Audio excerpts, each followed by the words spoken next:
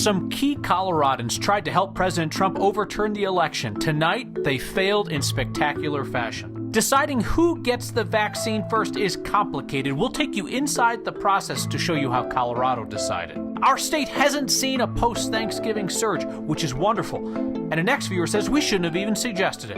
A Coloradan who lived and worked in Antarctica knew just what they needed this holiday season. And a neighborhood full of kids missing Santa finds one dad willing to slay all day. That's next. President Trump's attempt to subvert the results of an American election have now failed. The Supreme Court wouldn't even hear the case, turned it away tonight. The whole evidence-free effort to overturn the election has been so amateurish and so roundly unsuccessful, it's tempting to forget. We witnessed an attempt to invalidate an American presidential election because the sitting president was mad that he lost. Some Coloradans played key roles. And let's not forget that. Colorado's Jenna Ellis, front and center on the president's legal team. That team that had fewer wins than the 1964 Broncos. And those Broncos had 2. Republican Party Chairman and Congressman Ken Buck, who just this week joined the national lawsuit to throw out enough votes to have Trump win. And Colorado Senator Cory Gardner, who refused to acknowledge that Trump lost, said it was a gotcha question to ask him. Tonight, despite those Coloradans' efforts and acquiescence, America remains a country where voters choose the president. The world's decisions about who's going to get the COVID vaccine when were influenced by a handful of Coloradans at CU Boulder. They are big on math and humility. Here's our Anusha Roy. The conversation started in the spring. What we were able to do was take the specific demographics of different parts of countries or different countries around the world and weave all of those into the simulations. The main finding might seem like common knowledge now. If you want to minimize death, you should prioritize those adults who are over 60 and most vulnerable. I want to add one thing, though, which is that the specific scenarios that we were thinking about were how should you prioritize the vaccine after those frontline healthcare workers get the first doses. There's a reason you keep hearing about it, and it's in part because of CU Boulder researchers. One option would be you give the vaccine to the people who are most vulnerable and protect them directly. But another approach that also makes a lot of sense is you should give the vaccine to those people who are most responsible for the onward transmission, because if you can break that backbone of transmission, then everybody gets protected. So when you have two different theories that both make a lot of sense at face value, that's where the modeling really comes in, because it helps you decide between them, given that they're both very kind of common sense. The study was presented to the World Health Organization this summer that came up with a plan to equitably distribute the vaccine for participating countries. At this point, the U.S. is not among them. In modeling a place like New York City, if we had enough vaccine to cover 20% of their population, and we prioritize that to those adults 60 plus, we would bring down mortality by, we estimate, around 75%. So one of the main forces behind this project is actually someone you didn't hear from. Her name is Kate Bubar, and she is an applied math PhD student and played a critical role not only in the research but also presenting to the World Health Organization. Kyle, we couldn't get a hold of her because she was taking a final exam today. So she has been studying and working on this project. I mean, she has so much on her plate. So I just hope her exam went well and appreciate all the work that she's done. Oh, for sure. Absolutely. I'm curious, how does the work that they did align with where like Colorado eventually ended up on how to distribute the vaccine?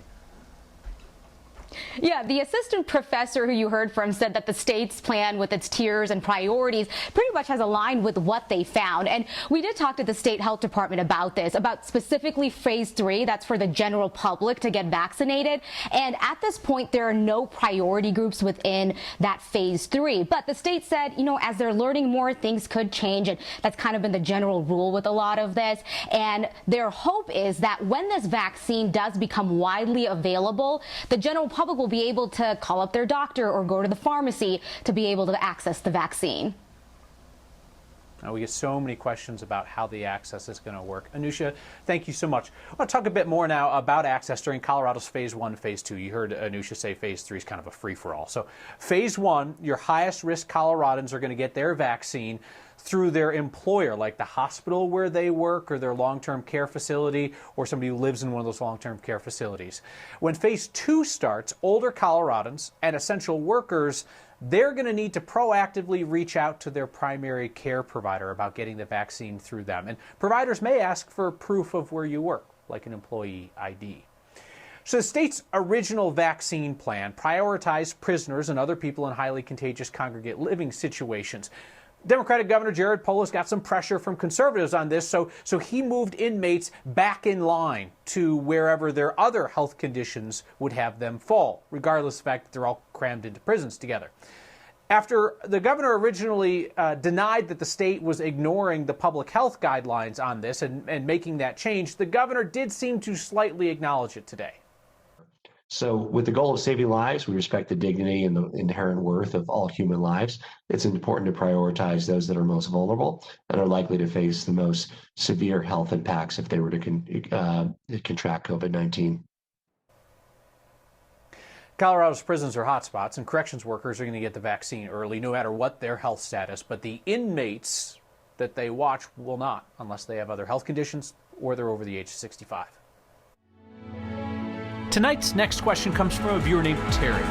With 2 COVID vaccines expected to be available soon, Terry wanted to know if there are any studies on what happens if you get the first dose of the one vaccine, but then the second dose from the other vaccine. You should not be mixing dose number 1 from Pfizer and dose number 2 from Moderna or vice versa. That is not recommended. Number 1, it's not studied. Number 2, the problem with that is that the vaccines are meant to work hand in hand. They're partners. So dose number 1 tickles the immune system, gets it ready for dose number 2, so that when you get dose number 2, the immune system really goes to war and launches those antibodies. So if there are 2 different, vaccines that you're getting, it's slightly different genetic blueprint codes. You could potentially not have that tickle followed by that full-blown war. Tickle the immune system. That's a fun way to think about it. Get in line for the tickle. Most Coloradans are going to get the Moderna vaccine. State ordered twice as much of that because it doesn't have to be stored at super cold temperatures like the Pfizer vaccine. Hey, there's still no sign of a surge of COVID due to Colorado's Thanksgiving gatherings. I mean, that's fantastic. We're slowly dropping from our all-time high. 1,560 patients right now. But think about it, less than a week ago, or it's less than a week ago, but think about back in October, we were 300 to 400 patients. Also, no surge in cases. They think if that's going to show up, it'll happen by Monday. Yesterday, there were just over 3,500 reported, down 700 from the day prior. Strong news when it comes to the positivity rate as well. Average percentage tests coming back positive yesterday was under 9%, 8.5%. It's a whole 1% lower than the day prior. We look at the weekly average to smooth out the bumps, and we now have positivity under 11%. We are getting some feedback tonight about our COVID coverage. A viewer named Renee wrote in to me to say that she didn't like me talking about the potential of post-Thanksgiving surge, saying maybe they were wrong. Ever think of that? Quit spreading the bad news day in and day out. Renee, it's our responsibility to talk about what public health experts expect and then to examine what happened if their predictions don't pan out. It's not a whole lot different than when we told you yesterday that it was going to snow today. You deserve to have the information to guide your choices. And here's the deal. If wishing the pandemic away was going to work, then it would have been fixed by the guy who said, one day, it's like a miracle, it will disappear. Christmas comes to Antarctica, thanks to the Coloradan who sent a first-of-its-kind gift to the South Pole. Dads can fix everything, even a year when kids can't go see Santa. I'm just a dad. I just wanted to have a good Christmas. I just wanted to enjoy myself. I wanted my kids to be able to see Santa Claus and experience this. He's fixing it for the whole neighborhood, and it's next.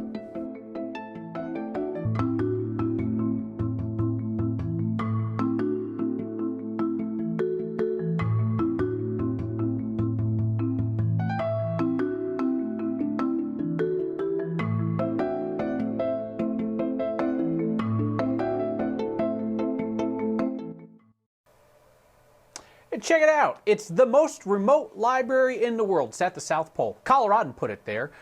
Russell Schnell is an atmospheric scientist for NOAA. He built that library at his home in Boulder and then shipped it to the NOAA Research Observatory in Antarctica, where he used to work.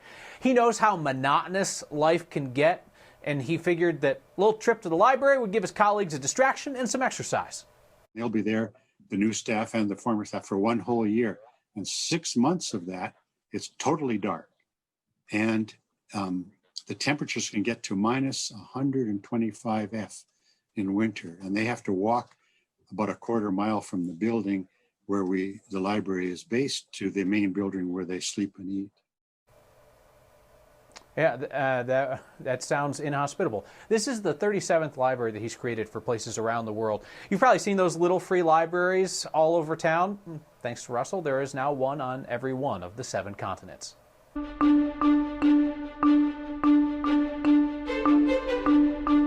After an inch or two of snow for many parts of I-25, we've got another round of snow moving into the state tomorrow. It will push into western Colorado tomorrow morning. Doesn't impact the metro area until after 3 p.m. with our heaviest snow from this round moving through Saturday night into early Sunday. We will see another inch or two of snow accumulate in Denver, 1 to 3 inches through Fort Collins. And if you live down near Castle Rock or through the foothills, you'll get another 2 to 4 inches of snow.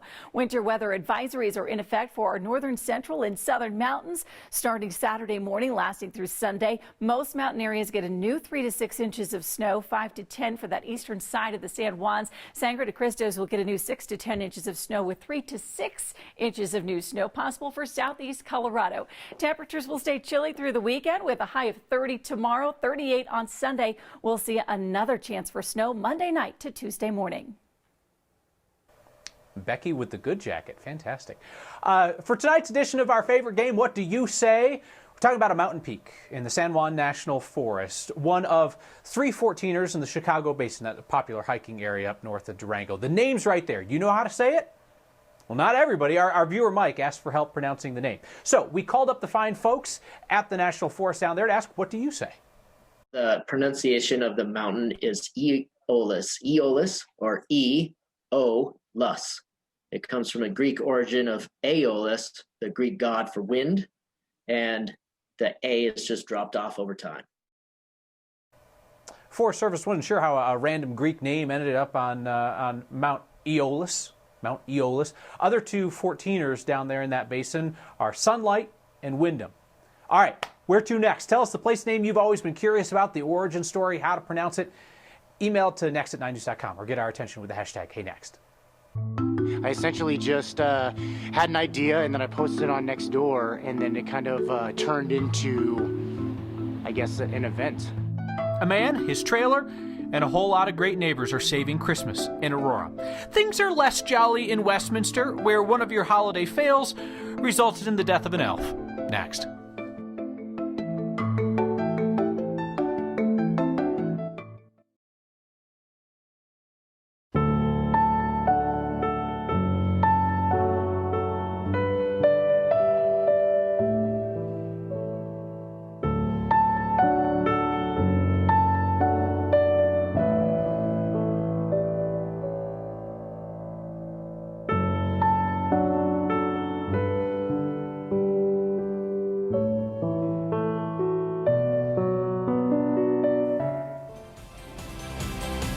Well, that was kind of nice. Hey, the most Colorado thing we saw today is the length that a dog owner will go to care for his pet. A lot of dogs, you know, love snow, not Canella. So Mike in Westminster always puts down some plywood right before it snows so that Canella has a nice grassy spot to do her business. That is how you be a best friend. So kids aren't sitting on Santa's lap at malls this year. Are malls still a thing? I'm unclear on that. Either way, in search of your good news on this Friday, we found Santa getting creative in Aurora with the help of a guy named Dan Beals. I'm excited for tomorrow. Everything's still a go. Doesn't matter if it's snowing. I essentially just had an idea, and then I posted it on Nextdoor, and then it kind of turned into... I just thought, you know, it would be pretty cool to make my trailer into a sleigh. This year's Christmas is different than every other year's. We can't go to malls, you know, not too many people are getting an opportunity to see Santa this year. So what we're doing is we're bringing Santa to Southeast Aurora. We're driving around just the neighborhoods, waving, saying hi to people, and then we're stopping in places and taking Christmas pictures with for families.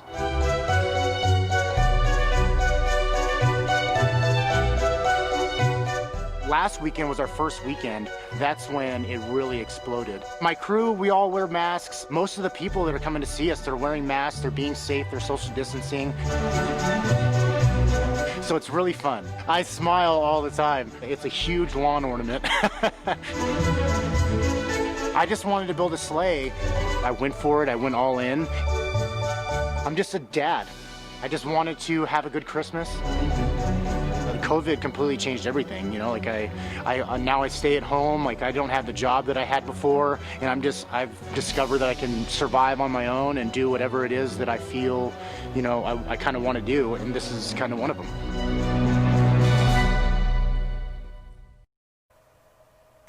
That's the stuff that I love to see these days. Dan told our photojournalist Tom Cole, who was out there, that he's going to be running Santa's Neighborhood Express the next 2 weekends, 4 to 6 in the evening. So Santa is one elf short this holiday season. Don't want to tell you this, but the elf went through the snowblower. It's your holiday fail next.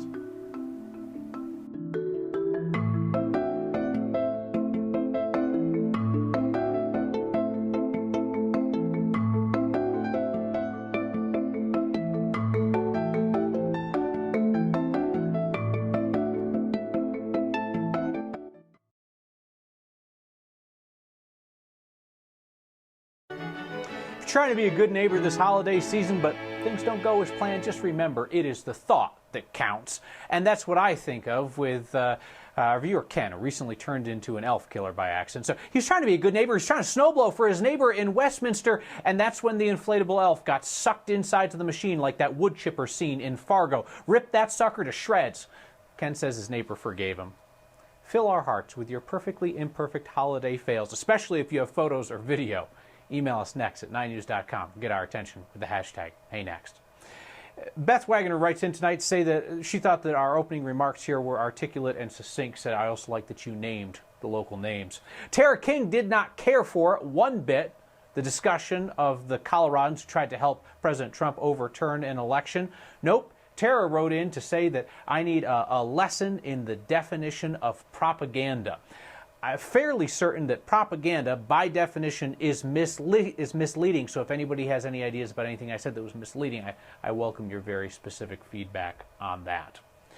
Jay tonight writes in to say, nice cleaning up your act. Shave, haircut, and hopefully your shoes are shined. Jay, what is this, boot camp? I'm not wearing shoes. It's 6:30 on a Friday night, and I am in my basement in front of the fire. I've got slippers on. I don't know about the rest of you. And hey, remember, we're going to take a next family photo, selfies of everybody watching the show. We're going to put it together into a new show introduction you'll be seeing soon. 9news.com/next is the place to go to send us that picture. Squeeze in to our family photo. I'll see you next time.